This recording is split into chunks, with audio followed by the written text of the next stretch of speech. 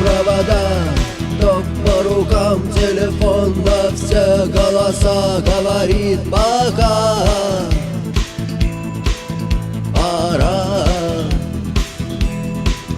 И пальто на гвозде, шарф в рукаве и перчатки в карманах шепчут: подожди до утра, до утра.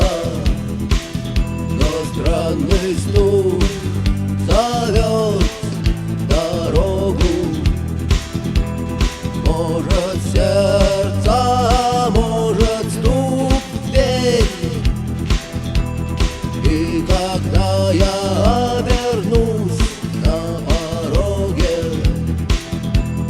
я скажу одно лишь слово: верь.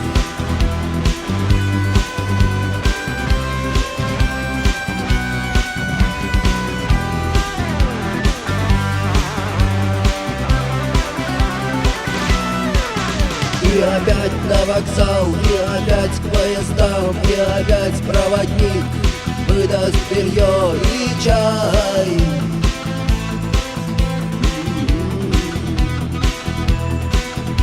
И опять не усну, и опять сквозь грохот колес мне послышится слово: прощай. Но странный стук зовет дорогу. Может, сердце, может, стук в дверь. И когда я обернусь